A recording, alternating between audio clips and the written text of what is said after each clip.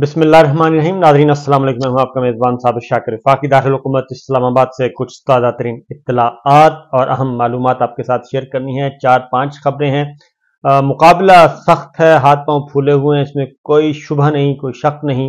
और गैर मुल्की सफारतकारों से भी मदद मांगी जा रही है और इंटरनेशनल प्लेयर्स के साथ भी राब्ते में आने की कोशिश की जा रही है।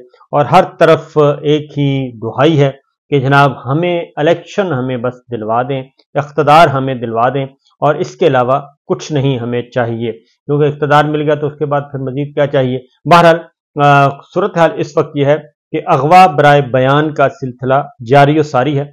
अली नवाज अवान पाकिस्तान तहरीक इंसाफ के इंतहाई अहम रहनुमा, उनको अगवा किया गया था, उनको लापता किया गया था और कुछ अर्सा पहले, और अब वो बाजियाब हो गए हैं और वो बाजियाब हुए हैं इस्तेहकाम पाकिस्तान पार्टी के दफ्तर से, और वो इस्तेहकाम पाकिस्तान पार्टी ज्वाइन कर चुके हैं।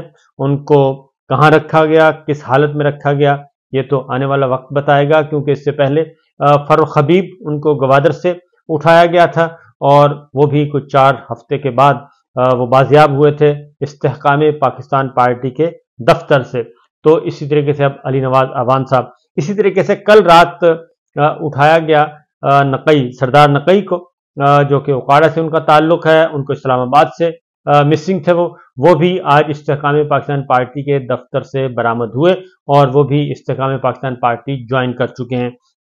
अब ये इतना जो जुल्म और जबर हो रहा है, आखिर इसकी वजह क्या है और क्यों ये सब कुछ किया जा रहा है? क्योंकि एक तरफ तो हम देखते हैं कि बहुत ज़्यादा बुलंद बांग दावे किए जाते हैं कि इलेक्शन हमारे कंट्रोल में है, बिल्कुल इसमें कोई शुबा नहीं, कोई शक नहीं। और राना सनाउल्लाह साहब ने कल परसों ही कहा कि 141 सीटें हैं कौमी असम्बली की, तो 125 सीटें जो हैं उन्होंने कहा कि ये हमारी हैं। नून लीग की कंफर्म हो चुकी है बुकिंग, एडवांस बुकिंग हमने करवा ली है 141 में से 125 सीटों की। तो अगर 125 सीटें उनकी हैं तो फिर 3 सीटें चौधरी शुजात साहब ने अपने लिए मुख्तस करवाई हुई हैं, तो बाकी रह गई 13। तो क्या इस्तेहकाम पाकिस्तान पार्टी के लिए फिर 13 सीटें बाकी बची हैं? और बाकी तो खुद छोड़ दें, पाकिस्तान तहरीक इंसाफ और पाकिस्तान पीपल्स पार्टी और दीगर जमातें, उनको तो एक साइड पे रख दें। फिलहाल तो इनकी आपस में जो बंदर बांट है, एलोकेट की जा रही हैं और सीटें मुख्तस की जा रही हैं, नंबर अलॉट किए जा रहे हैं कि फलां हल्का कौमी असम्बली का फलां नंबर आपके पास होगा, फलां नंबर आपके पास होगा। तो फिर ये सब कुछ क्या है?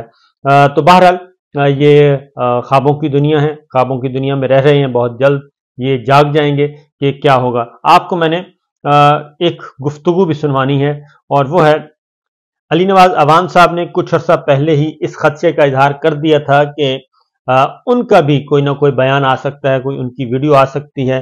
तो उन्होंने कुरान पाक पे हल्फ रख के कहा था कि इमरान खान साहब ना किसी 9 मई में उन्होंने कभी कही बात की और ना ही वो किसी पुरतशद्दुद कार्रवाइयों में मुलव्वस, ना उन्होंने कभी हिदायत दी, ना कुछ किया 9 मई के हवाले से। मैं ज़रा आपको उनकी गुफ्तगू सुनवा देता हूँ, उसके बाद फिर आपके साथ एक और ख़बर शेयर करूंगा, क्योंकि इलेक्शन को चोरी करने के लिए, इलेक्शन चोरी करने के लिए एक बहुत अच्छा सा मंसूबा बनाया हुआ है और वो है ब्यूरोक्रेसी के जरिए किया जाएगा इलेक्शन चोरी। तो उसका फिर काउंटर पाकिस्तान तहरीक इंसाफ ने क्या सोचा है, इमरान खान साहब ने क्या सोचा है, उसका भी मैं आपको जवाब दूंगा। क्योंकि इमरान खान साहब जेल में मौजूद हैं, लेकिन वो जेल में होते हुए भी वो बहुत ही परफेक्ट तरीके से अपनी स्ट्रेटजी तरतीब दे रहे हैं। हर खबर उनके पास है और हर स्ट्रेटजी को वो काउंटर स्ट्रेटजी के तौर पर भी बना रहे हैं। पहले जरा अली नवाज अवान साहब को सुन लें, जिन्होंने हल्फन जो बात कही थी, उसके बाद आगे बात बढ़ाते हैं। सामने जो इस वक्त मुल्क के हालात हैं, जो जबर और फिस्तायत का निजाम कायम है, पहले स्क्रिप्ट होता था कि तहरीक इंसाफ के लोगों को पकड़ा जाता था, जेल में डाल दिया जाता था और जेल से वो नमदार होते थे किसी भी प्रेस क्लब के अंदर 9 मई की मजम्मत करते हैं, जिसकी पूरी मजम्मत पूरा पाकिस्तान वैसे भी करता है, जिसकी मजम्मत तमाम पोलिटिकल पार्टी बाशमूल तहरीक इंसाफ ने हमेशा की और करती रहेगी, जिसकी पाकिस्तानी हम सब ने मजम्मत की। और चेयरमैन इमरान खान, क्योंकि वो 9 मई वाले दिन जेल के अंदर था, जब उन्हें कोर्ट में पेश किया गया तो उन्होंने भी उसकी मजम्मत की जब उनको उनका पता चला। तो उसके बाद उनके ना करदा गुनाहों की उनको माफी मिल जाती थी और वो या तो अपनी नई पार्टी बना लेते थे या घर जाके बैठ जाते। اس وقت جو اب ٹرینڈ چینج ہوا ہے، طریقہ کار اسکرپٹ چینج کیا گیا ہے، اس میں اب تحریک انصاف کے لوگوں کو پکڑ کے جیل میں نہیں ڈالا جاتا، تحریک انصاف کے لوگوں کو اغوا کر لیا جاتا ہے، ڈٹ کر لیا جاتا ہے۔ عثمان ڈار صاحب، فاروق حبیب صاحب، صداقت عباسی صاحب، شیخ رشید صاحب، یہ سب وہ ہیں جن کو ابڈکٹ کیا گیا۔ 3 دن پہلے عثمان ڈار صاحب، جو 4 ہفتے پہلے کراچی سے ابڈکٹ کیا گیا تھا، ان کی والدہ، ان کے بھائیوں کے بیان آپ ریکارڈ کے اوپر موجود ہیں۔ سندھ ہائی کورٹ کے اندر ان کی پٹیشن داخل ہے کہ ان کو اغوا کر لیا گیا ہے، ابڈکٹ کر لیا گیا ہے، ان کو برآمد کرایا جائے۔ تو وہ ایک لاہور میں ایک اینکر کے گھر نمودار ہوتے ہیں، ان کے ایک انٹرویو دیتے ہیں۔ آپ کو پتا ہے کہ سب پاکستانی چیز سمجھ چکا ہوا ہے کہ وہ کس جبر اور فسادیت کے نیچے وہ ٹی وی پروگرام ریکارڈ کرایا گیا ہوگا۔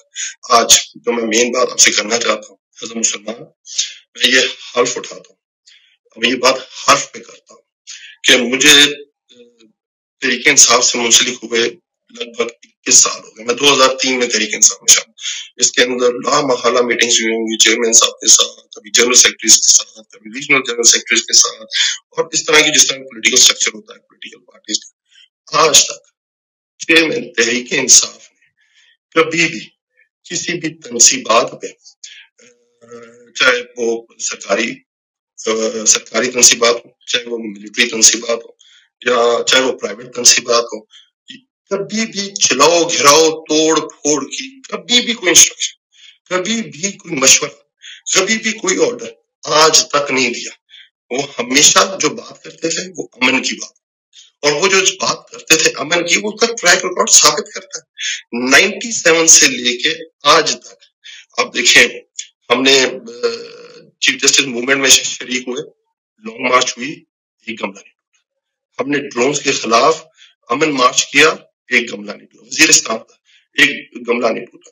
ہم نے اس کے بعد دوبارہ پاناما کے اوپر لانگ مارچ کیا، ایک گملہ نہیں ٹوٹا۔ ابھی ریسنٹلی ہم نے جو لانگ مارچ کیا تھا، اور آپ کے سامنے وہ بڑا ٹینس سچویشن آ گئی تھی، تو خان صاحب نے وہاں سے اسلام آباد سے واپس چلے گئے تھے۔ جب وہ اسلام آباد پہنچے وہاں سے واپس چلے گئے تھے، انہوں نے کہا تھا کہ ہم نے کوئی ٹکراؤ کی سیاست نہیں کرنی، ہم نے تشدد کی سیاست نہیں کرنی، ہم تحریک انصاف اور ریاستی اداروں کو ہم نے سامنے کھڑا نہیں کر سکتے۔ اور ہمیشہ امن کی بات کرنے والی بات کی عمران خان صاحب نے۔ تو آج کے بعد، کیونکہ آپ کے سامنے جو نیا طریقہ کار آیا ہے اس میں وہ ابڈکٹ کر لیا جاتا ہے، تو اگر مجھے ابڈکٹ کر لیا جاتا ہے اور اس کے بعد کوئی میسج آتا ہے میری طرف سے، کوئی پریس کانفرنس ہوتی ہے میری، یا میرا ٹی وی پروگرام کرایا جاتا ہے، کوئی ویڈیو میسج آتا ہے، تو آپ سمجھ جائیے گا کہ وہ ایک جبر کے نیچے ہے، ایک فسادیت کے نیچے ہے۔ میں کل بھی تحریک انصاف میں تھا، میں آج بھی تحریک انصاف میں ہوں، میں کل بھی تحریک انصاف میں ہوں۔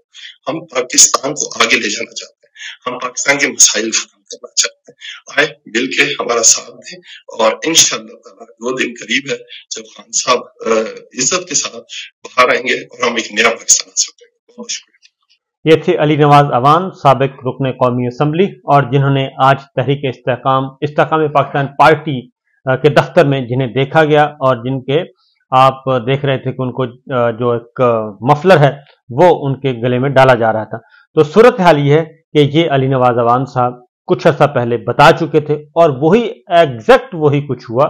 ان کو ابڈکٹ کیا گیا، ان کو لاپتہ کیا گیا، لاپتہ کرنے کے بعد آج وہ نمودار ہوئے اور استحکام پاکستان پارٹی کے دفتر سے، اور ان کو کہا گیا جی آپ پارٹی جوائن کر لیں۔ تو یہ ہے وہ معاملہ، یہ ہے وہ فسطائیت، وہ ہے غیر جمہوری ہتھ کنڈے، غیر آئینی، غیر قانونی، جو کہ اس وقت کیے جا رہے ہیں پاکستان میں۔ اب اس کے باوجود، یعنی کہ اس کے باوجود کہ یہ سارا کچھ کیا جا رہا ہے، اور لیکن حقیقت کیا ہے؟ حقیقت یہ ہے کہ ابھی بھی صورتحال کنٹرول میں نہیں ہے۔ اب میں جو آپ کو اگلی بات کرنے والا ہوں وہ یہ ہے کہ یہ سب کے سب بیوروکریسی کے ذریعے اب الیکشن کو چوری کرنا ہے۔ بیوروکریسی کے ذریعے اسسٹنٹ کمشنرز، کیونکہ آر اوز جو لگانے جا رہے ہیں، returning officer, district returning officer, assistant returning officer, جتنے بھی لگانے ہیں جنہوں نے الیکشن کروانا ہے، وہ اب یہ بیوروکریسی سے لے رہے ہیں۔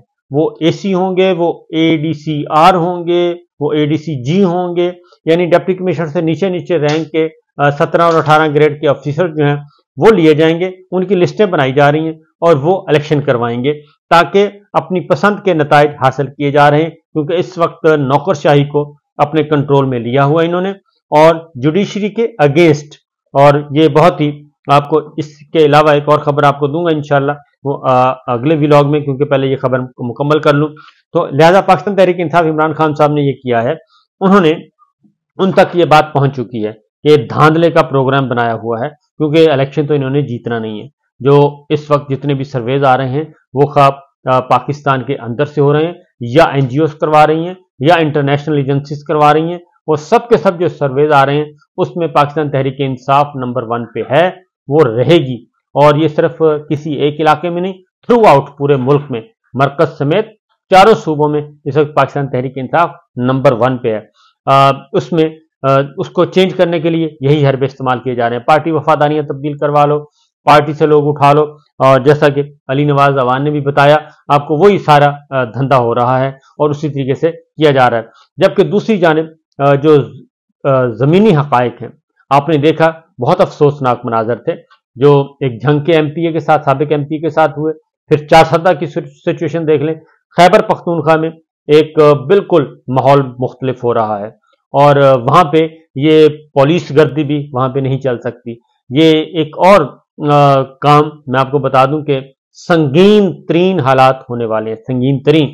शायद ये हमारे फैसला साजों को, पॉलिसी साजों को समझ नहीं आ रही। बहरहाल इमरान खान साहब ने एक हुक्म दिया, और उसके अकॉर्डिंगली, क्योंकि ये ब्यूरोक्रेसी के जरिए सारा कुछ करवाना चाह रहे हैं, तो पाकिस्तान तहरीक इंसाफ ने खैबर पख्तूनख्वा में एक रिट पिटीशन फाइल की है, और उसमें यह कहा गया है कि आम इंतखाबात अदलिया की निगरानी में करवाए जाएं।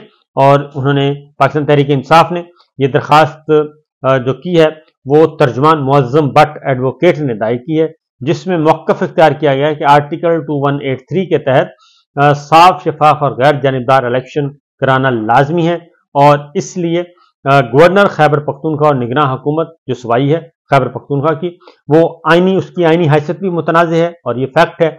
गैर आइनी हुकूमत है इस वक्त चारों सूबों में, और मरकज में जो निगरान हुकूमत है वो सारे के सारे गैर आइनी हुकूमतें हैं। इसमें किसी को 1% भी शुबा नहीं है।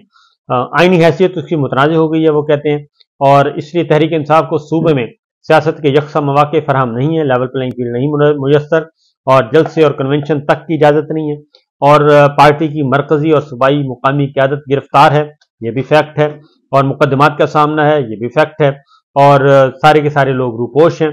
और दरखास्त में यह मौक़िफ़ इख्तियार किया गया है कि निगरान हुकूमत गैर जानिबदार नहीं रही, बल्कि पीटीआई मुखालिफ है। मौजूदा गवर्नर की मौजूदगी में साफ शफाफ इलेक्शन का इम्कान बिल्कुल नहीं है, और जबकि इलेक्शन कमीशन ने भी इंतखाबात के इनेकाद में गैर आइनी ताख़ीर की, इसलिए इस्तदा की गई है कि अदालत जो है वो गवर्नर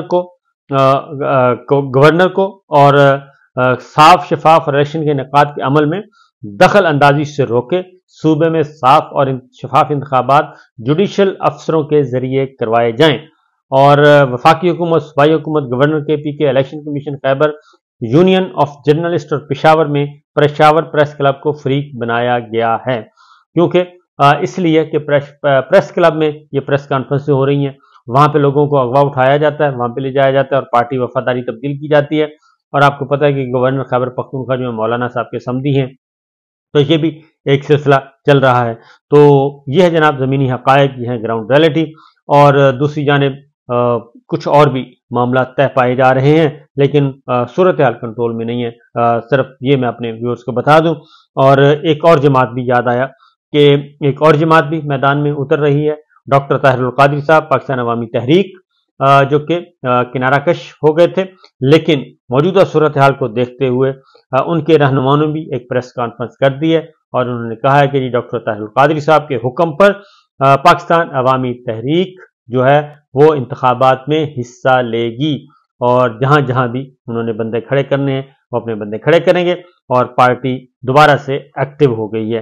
तो ये है जनाब सूरत हाल, और ये अब तक के मामलात। बाकी इंशाल्लाह खबरें अगले व्लॉग में। इजाज़त दीजिए, अल्लाह हाफिज़।